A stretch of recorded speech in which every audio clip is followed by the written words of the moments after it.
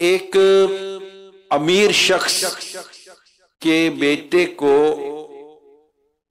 ایک پرابلم ہو گیا کہ اس کو کم نظر آ رہا تھا. اس نے کافی ڈاکٹروں کو دکھایا، علاج وغیرہ کروایا، مگر آہستہ آہستہ آہستہ آنکھوں کی روشنی کم سے کم ہوتی چلی گئی. اتنی کمزور ہو گئی کہ اسے اندھیرے اور روشنی میں کوئی تمیز نہ رہی.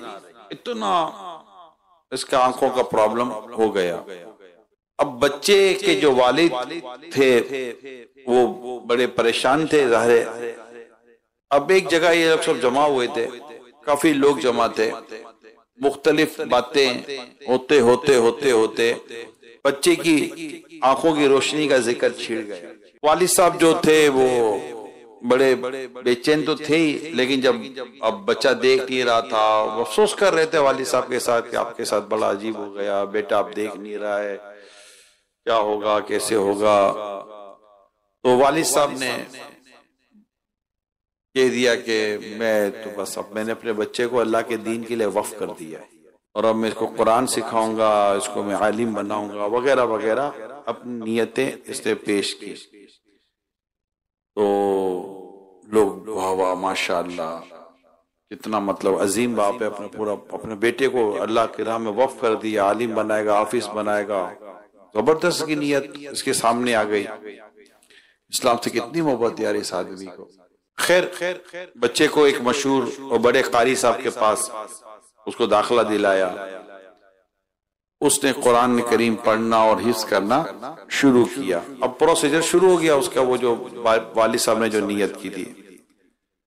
اب وہ صبح شام بچہ قرآن پڑھتا، پھر آگے جا کر پھر حفظ بھی کرنا شروع کر دیا اس نے. اب بچے نے جب کچھ صورتیں یاد کر لی اور اس کا حفظ ہونا مزید آگے بڑھا، تو اللہ کا کرنا ایسا ہوا کہ جیسے جیسے وہ قرآن پڑھتا جاتا تھا اس کی آنکھوں کی روشنی بہتر ہوتی چلی جاتی تھی. اب وہ قرآن پڑھ رہا ہے، آنکھوں کا نور بہتر ہو رہا ہے، قرآن پڑھ آنکھوں کا نور بہتر ہو رہا ہے. بتدریج اس کی آنکھوں کی روشنی بحال ہوتی چلی گئی، یہاں تک کہ وہ بالکل تندرست ہو گیا. اس کی آنکھیں بالکل جیسے نارمل جیسے انسان کی آنکھیں ہوتی ہیں ہو گئی. چشمے تک کی اب اس کو ضرورت نہیں تھی، بالکل نارمل آنکھیں ہو گئی. اب وہاں بچے کی آنکھیں نارمل ہوئیں، بچہ بڑا کام کا ہوا. ادھر والد صاحب کی سوچ کچھ اور چلی گئی. والد صاحب سوچنے لگے کہ اب بیٹا جہاں پڑھ رہا ہے تو کیا کروں. پہلے تو نابینا تھا، اب تو بینا ہو گیا، تو بڑے کام کا ہو گیا ہے. اس نے دینی تعلیم چھڑوا کر اپنے بچے کو دنیاوی تعلیم کے پیچھے لگا دیا، اور اپنے بیٹے کو اس نے وہاں سے مدرسے سے اٹھایا اور اسکول کالج یونیورسٹی جو فیلڈ تھی اس میں اس نے ڈال دیا کہ اب بیٹا میرے کام کا ہے، لہذا میں اب اس کو اپنی دنیا کے لیے استعمال کروں. یہ عرب دنیا کا ایک واقعہ ہے جو میں نے ابھی آپ کے ساتھ بیان کیا ہے. یہ کوئی ایک واقعہ نہیں ہے. بدقسمتی یہ ہے کہ مسلمانوں کا اپنے دین کے ساتھ جو تعلق ہے وہ اتنا کمزور ہو گیا ہے، اللہ ماشاءاللہ سب کا نہیں کہتے، کہ مطلب کہ اچھی چیز اپنے لیے، جو اچھی چیز نہیں ہے وہ رائے خدا میں دے دو، یا کمزور ہے تو رائے خدا میں دے دو. اس کا تجربہ تو آپ کو اتنا ہوگا. اگر میں ایک مثال دے دیتا ہوں، ابھی آپ مسجد کے اندر ایک جھولی گھمائیں، جیسے ہمارے جمعے جھولی گھومتی ہے نا، چندے کے لیے ڈبہ گھومتا ہے. ایک آدمی جیب میں ہاتھ ڈالے گا، 4 نوٹیں نکالے گا.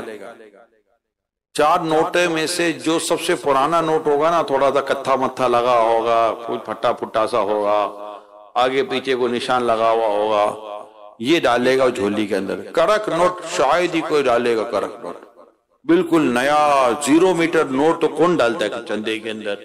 یہ پرانا ہی نوٹ ڈالتے ہیں. اچھا کوئی فرق نہیں ہے، چاہے دودھ والے کو پرانی نوٹ دو 100 روپے کی، یہ نئی نوٹ دو 100 روپے کی، اس سے دودھا کو 100 روپے کا ہی دینا ہے. اسے نئی نوٹ لے کر 110 روپے کا دودھ تو اس نے بھی نہیں دینا ہوتا. لیکن یہ ہمارا ایک عجیب سا نیچر، عجیب سا کلچر ہے. ہماری ضرورت کا کچھ نہیں ہوتا نا، وہ یہ اس کا یہ مطلب ہرگز نہیں کہ وہ کسی کی ضرورت کا نہیں ہے. لیکن یہاں جو میں کہنا چاہ رہا ہوں وہ یہ ہے کہ جب ہم اللہ کی راہ میں کچھ دینے کی نیت کرتے ہیں تو ہمیں اچھے سے اچھا اپنے رب کی راہ میں دینا چاہیے، نہ کہ کمزور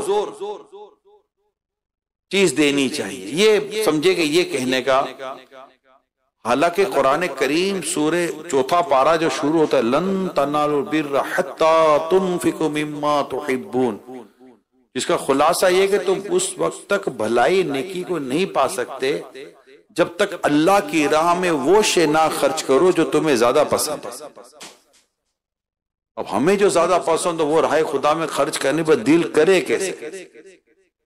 اب تو پھر نیت کر بھی لیں. اب انہوں نے تو چلو نیت تو اپنے نابینا بیٹے کی کر لی، مگر وہ اس کا بھی جب آنکھیں درست ہوئی تو نکال لیا باہر، بھائی یہ تو میرے کام کا ہے. ایسی نیتیں ہم لوگ کرتے ہیں، بعض اوقات اس کو پورا نہیں کرتے. جیسے کسی کو پیسے نہیں ہیں، یا اللہ اگر میرا 15 لاکھ کا بونڈ لگ جائے 5 لاکھ روپے مولا تیری راہ میں خرچ کر دوں گا.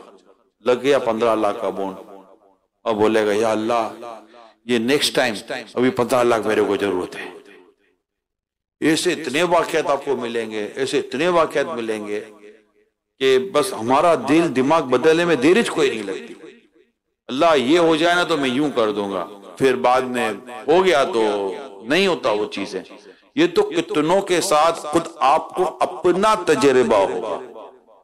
میں آپ کو باہر شریعت کی ایک عبارت، باہر شریعت میں جو کچھ صدر الشریعہ مفتی امجد علی اعظمی رحمۃ اللہ تعالیٰ نے جو لکھا ہے، اب اس کو دل کے کانوں سے سنیے جو میں بیان کرنے جا رہا ہوں. آپ فرماتے ہیں سب سے مقدم یعنی سب سے اول پہلے یہ ہے کہ بچوں کو قرآن مجید پڑھائیں. بچوں کو لوگ کہتے ہیں کیا کرے اپنی اولاد کے ساتھ، کوئی نصاب، کوئی طریقہ کار، کوئی سلیبس، کوئی یہ وے ملا ہوا ہے باہر شریعت کے اندر. فرماتے ہیں کہ اپنے بچوں کو سب سے پہلے قرآن شریف پڑھائیں، قرآن مجید پڑھائیں اور دین کی ضروری باتیں سکھائیں. یہ بچوں کو شروع میں یہ کرنا ہے.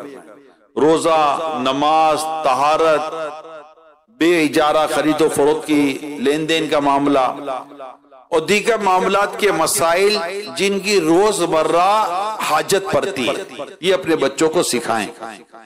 اور ناواقفی سے خلاف شرع عمل کرنے کے جرم میں مبتلا ہوتے ہیں ان کی تعلیم ہو.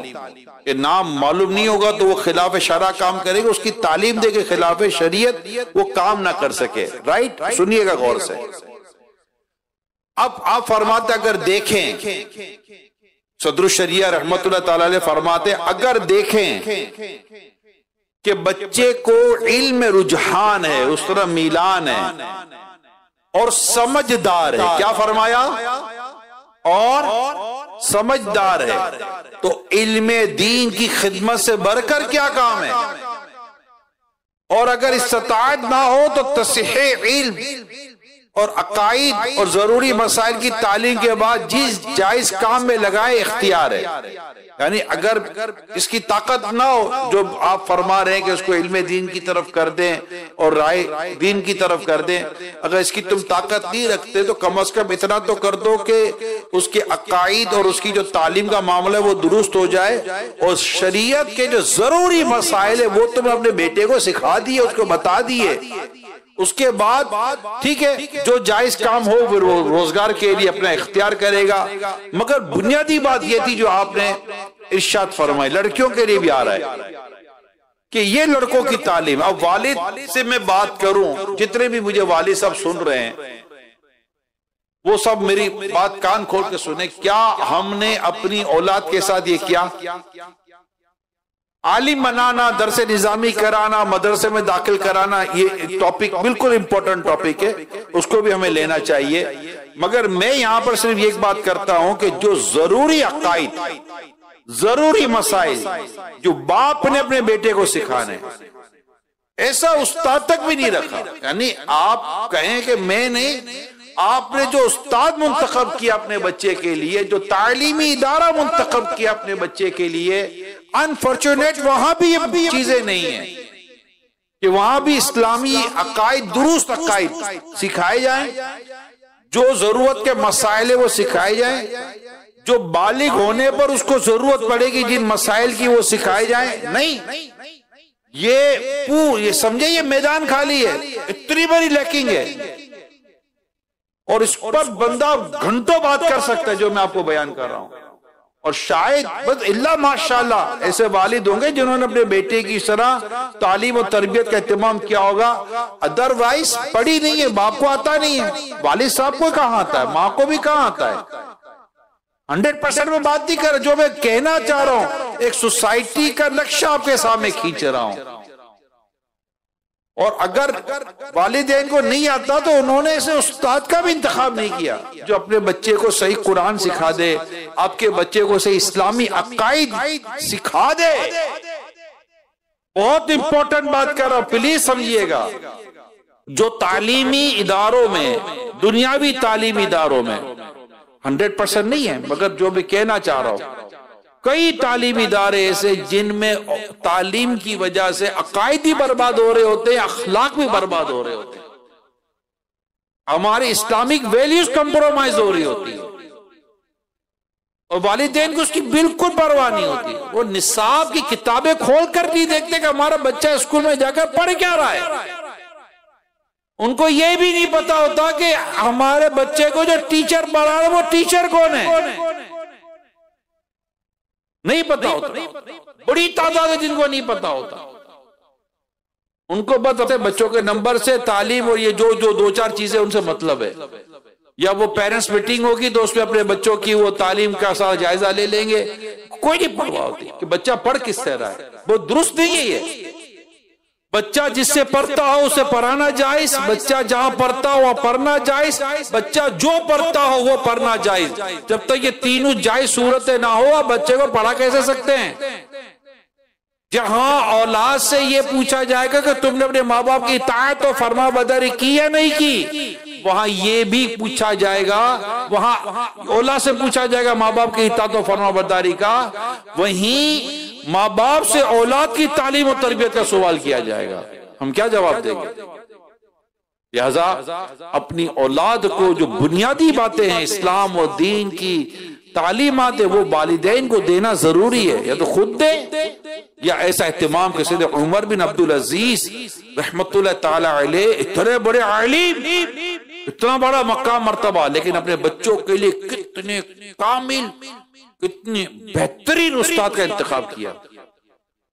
اچھا استاد کا انتخاب تو تھا ہی عالی شان، لاجواب، زبردست عالم دین، پھر خود استاد صاحب کو بتا دیتے کہ مجھے میرے بیٹے میں یہ کارکردگی چاہیے، میرے بیٹے کو یہ سکھانا اور میرے بیٹے کو ان چیزوں سے نفرت دلانا.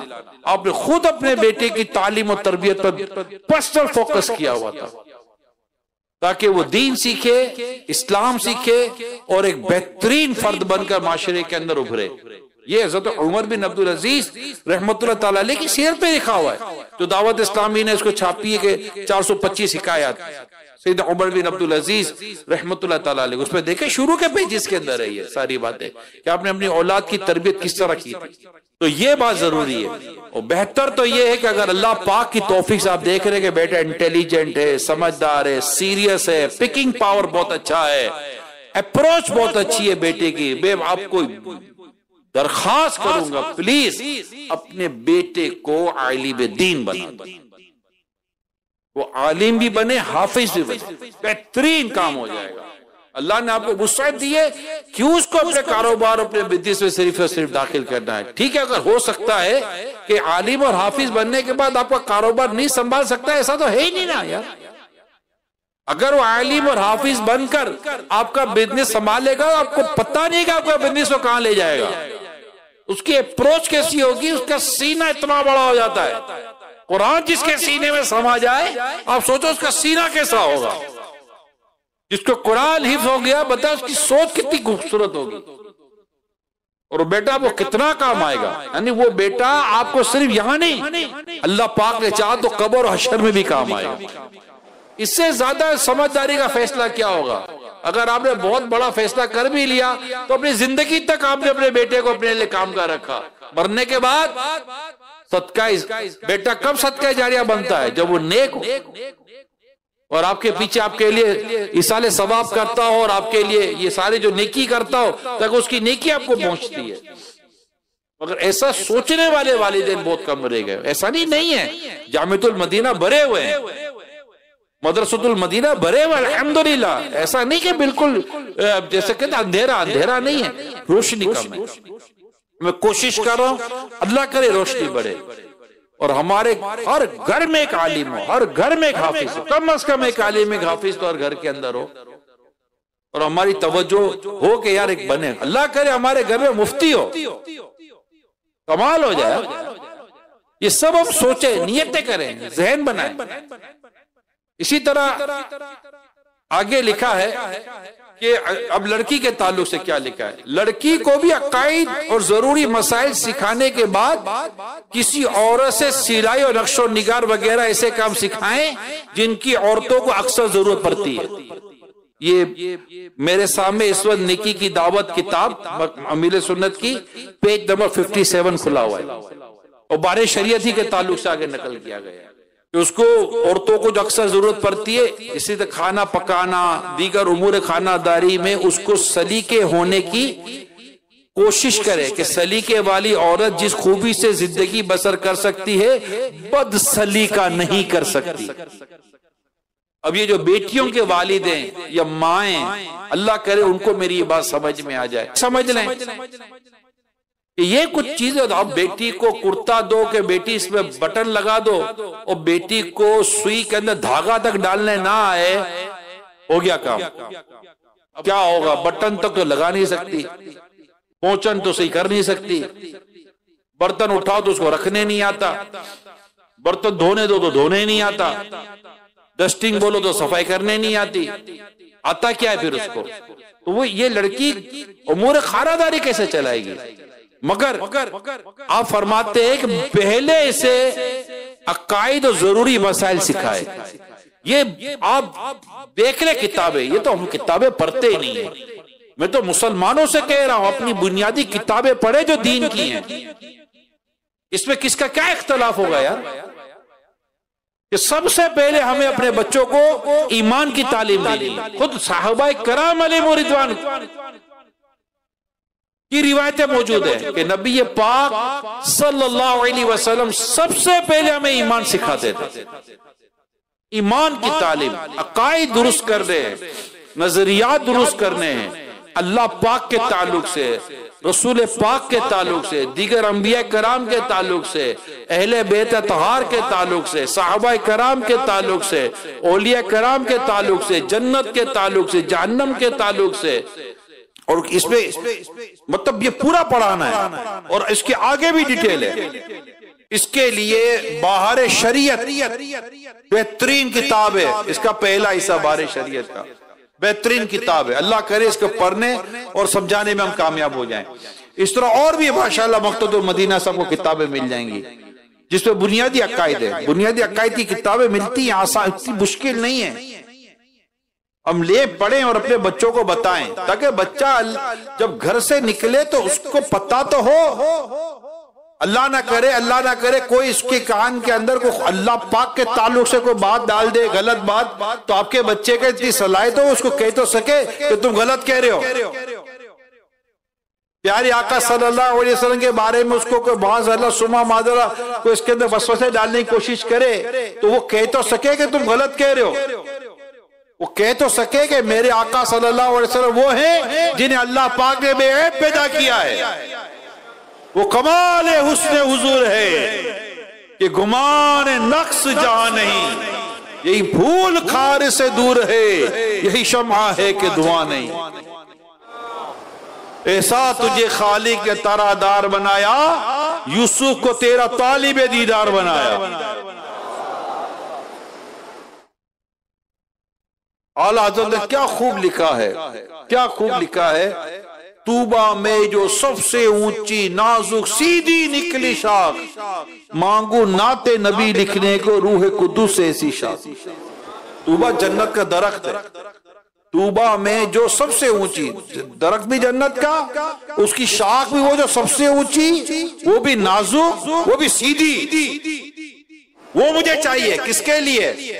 آقا کی نعتیں لکھنی، مگر لیں گے کس سے؟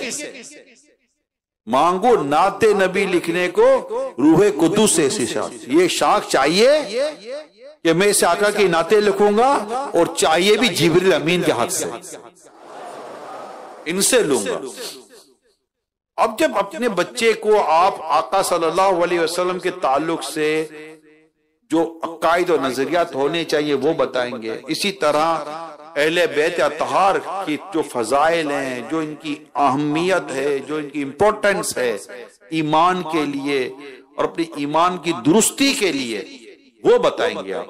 اسی طرح صحابہ کرام علیہم رضوان کا بتائیں گے آپ، اور جو صحابہ کرام علیہم رضوان اہل بیت اطہار علیہم رضوان کے درمیان جو بانڈنگ تھی اور جو زبردست تعلق تھا وہ بتائیں گے آپ، تاکہ وہ ہر صحابی اور ہر اہل بیت اطہار سے ٹوٹ کر محبت کرے۔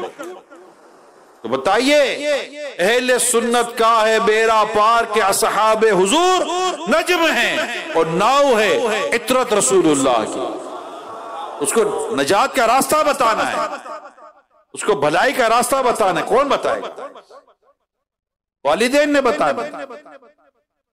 ایسی جگہ پر اس کی تعلیم ہو جہاں اس کے عقائد اور نظریات درست کیے جائیں، پھر ساتھ اس کی نماز درست کرنی ہے، اس کے روزے درست کرنے ہیں، اس کی عبادت درست کرنی ہے، پھر اس کے اخلاق درست کرنے ہیں، غیبتوں میں نہ پڑے، چگلیوں میں نہ پڑے، تہمتوں میں نہ پڑے، بری صحبت کے اس کو اثرات بتانے، اچھی صحبت اس کو فائدے بتانے۔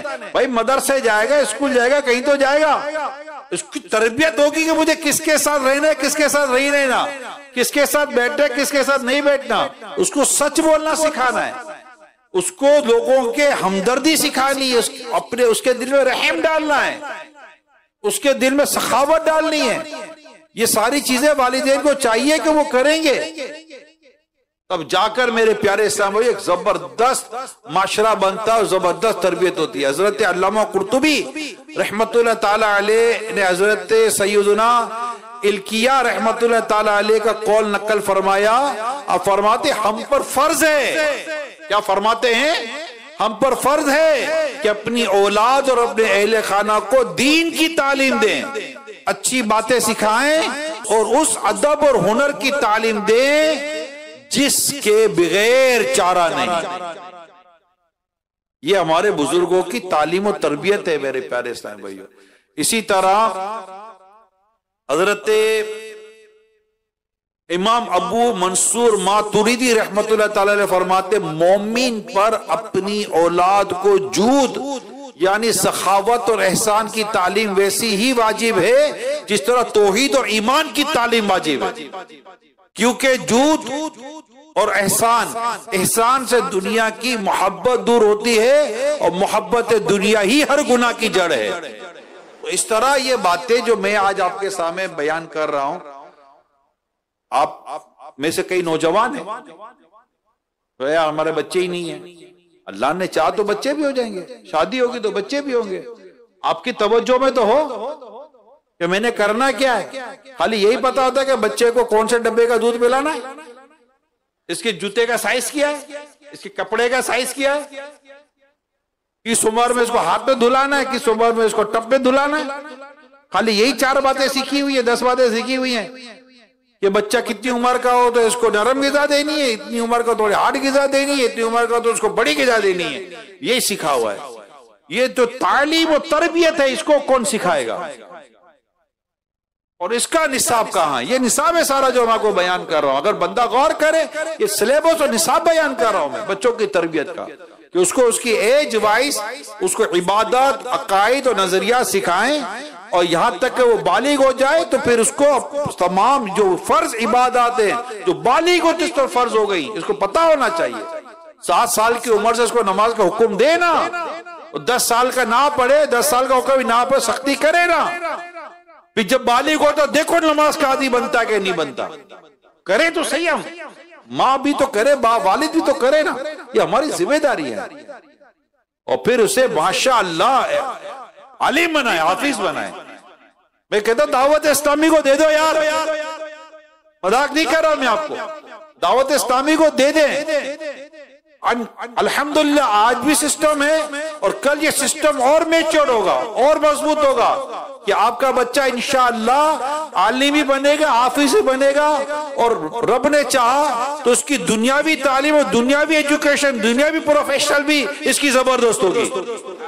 اب دیکھ لیجئے گا یہ جو علم الگ ہوا ہے نا، کہ عالم بنانا یا دین پڑھانا تو وہاں، اور دنیا پڑھانا تو وہاں. انشاءاللہ دعوت اسلامی یہ سارے بہترین علوم کو ایک چھت کے نیچے جمع کرے گی، اللہ پاک کی رحمت سے، اللہ پاک کی رحمت سے. لیکن ایک چیز جو دور ہوئی ہے اس کو اتنا عرصہ ہو چکا ہے کہ وہ اوور نائٹ قریب نہیں ہو جائے گی، مل نہیں جائے گی. بہت زبردست اسٹرگل ہے، زبردست کام ہے. ہو سکتا ہے جنریشن گزرے گی. ایسا نہیں کہ میں نے کہہ دیا یہ ہو جائے گا، نہیں، آج ڈالیں گے تو کل فائدہ ہوگا.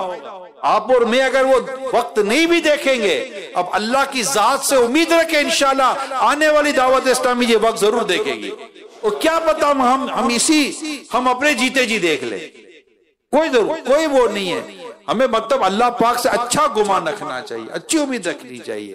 ہم کوشش کریں، دعوت اسلامی اللہ پاک نے چاہ تو کر دے گی. پیارے حبیب کے صدقے میں اتنا دعوت اسلامی پر اللہ اس کے رسول کا کرم ہے، یہ بھی کرم ہو جائے گا. اور اس پر ہم نے ابتدا کر دی ہے، ایسا نہیں کہ ہم سوچ رہے ہیں، ابتدا ہو چکی ہے، ابتدا ہو چکی، بنیاد ڈال دی گئی ہے، پودا نکل چکا ہے.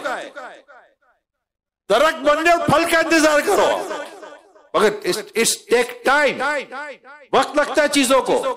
ایسا نہیں کہ یہ ڈالا ابھی بیج بویا کل بولا یار درخت کیوں نہیں نکلا. اب بھیا درخت نہیں نکلتا یوں یار، ابھی تو پودا ہے، پودا نکلے گا، پودے کو سنبھالنا پڑتا ہے. درخت خود سنبھل جاتا ہے، درخت آپ کو سنبھالتا ہے، آپ کو سایہ دیتا ہے اور آپ کی چیزوں کو لے لیتا ہے، آپ کو پھل دیتا ہے. مگر پودا پہلے آپ سے محنت لیتا ہے، اس کو دھوپ، ہوا، پانی سب آپ کو کرنا پڑتا ہے. پودے کو آپ پانی دیتے ہو، لیکن جب پودا درخت بن جاتا ہے تو اپنا پانی خود نکال لیتا ہے. تو وقت لگے گا. میں دعوت اسلامی والوں کو میں تسلی نہیں دے رہا، ماشاءاللہ بنیادیں ڈل گئی، اسکول کھل گئے، کالج کھل گئے، یونیورسٹی کھل گئے، جامعۃ المدینہ کھل گئے، مدرسۃ المدینہ کھل گئے، الحمدللہ یہ سب کھل چکا ہے. کنز المدارس بورڈ کے تحت زبردست کام ہو رہا ہے، اللہ پاک کی رحمت سے کہہ رہا ہوں، زبردست کام ہو رہا ہے. جن کو پتا ہے ان کو پتا ہے. زیادہ آپ اپنے لیے بھی اور اپنے آنے والی نسل اور بچوں کے لیے بھی دعوت اسلامی کا انتخاب کریں. آپ کو لگے گا جہاں جہاں میری آواز جاری ہے کہ یار اس کو کیا پتا ہمارے ہیں کیا ہے کیا ہے کیا ہے.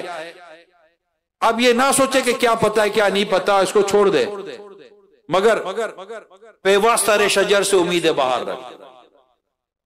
اگر آج آپ کے یہاں کچھ ویکنیس ہے، رب نے چاہ تو وہ ویکنیس، وہ کمزوری انشاءاللہ طاقت میں بدلے گی. میں نہیں کہتا کمزوری دور ہوگی، میرے رب نے چاہ تو وہ کمزوری طاقت میں بدلے گی.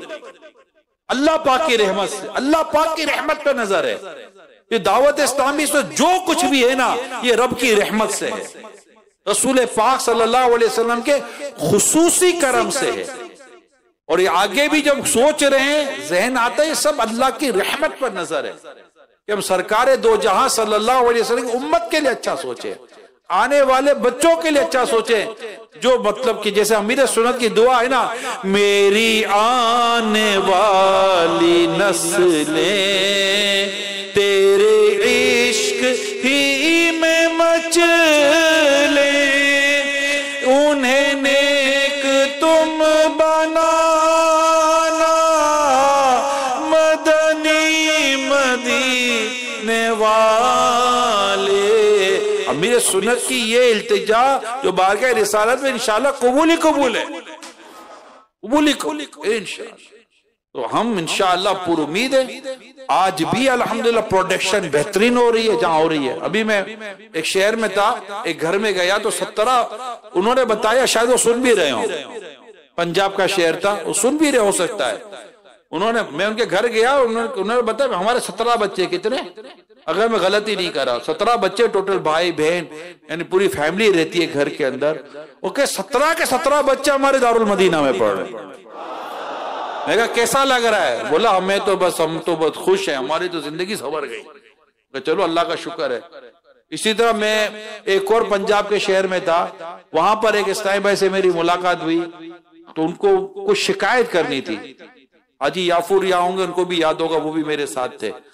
تو ان کو کچھ شکایت کرنی تھی. میں کہا اب اللہ خیر کرے، کیا شکایت کرنی ہے؟ بٹھا دیا. میں کہا یافور بھائی بیٹھنا، آپ ساتھ دینا، کوئی ایسا نہیں مسئلہ وسئلہ ہو جاوے. اور وہ شکایت کیا کرنی تھی؟ ہم نے اپنے بچوں کو، وہ کھاتے پیتے تھے، بنگلے والے لوگ تھے، کہ ہم نے ہمارے بچوں کو اسکول سے نکال کر دارالمدینہ میں داخل کرا دیا. تو اچھا کیا کرے بھیا؟ بولا مسئلہ یہ ہے کہ اب ہمارے اور بچے بھی خاندان کے، ان کو بھی دارالمدینہ داخل کرا. دارالمدینہ زیادہ کیوں نہیں کھولتے ہو آپ لوگ؟ میری جان میں جانا ہے. میں نے کہا چلو ٹھیک ہے، یہ پوزیٹیو پیشی ہے، اسی تو ٹھیک ہے، یہ تو سمجھ آتا ہے نا، یہ تو اچھی چیز تھی. تو یوں چیزیں ہیں، کہیں بہتری، کہیں کمزوری، کہیں کم بہتری، کہیں زیادہ بہتری، مگر انشاءاللہ تعالی ایک وقت آئے گا ہر جگہ بہتری ہوگی. اللہ پاک نے چاہا. اللہ میرے پاس کمزوری کی بھی اطلاعات ہوتی ہیں الحمدللہ، ان کو بھی دور کرنے کی کوشش کی. کمزوری کہاں نہیں ہوتی یار؟ آپ کا اتنا تو 6 سے 7 فٹ کا بدن ہے، اس میں آئے دن ایک کمزوری آ جاتی ہے، آئے دن کوئی نہ کوئی پرابلم آ جاتا ہے. 0 کمپلین پر بدن نہیں چلتا، ادارہ کہاں سے چلے گا؟ 0 کمپلین پر آپ کا پورا وجود ایک نہیں چلتا. ہر تھوڑے دنوں کے بعد کچھ نہ کوئی کھانسی زکام درد مرد آگے پیچھے کوئی لگائے ہوتا ہے. تو تحریک بھی 0 کمپلین پر نہیں چلتی، کچھ نہ کوئی چیزیں چل رہی ہوتی ہیں، اس کو دور کرتے رہو، آگے بڑھتے رہو، مدینہ کرتے رہو، انشاءاللہ ایک دن مدینہ پہنچ ہی جائیں گے.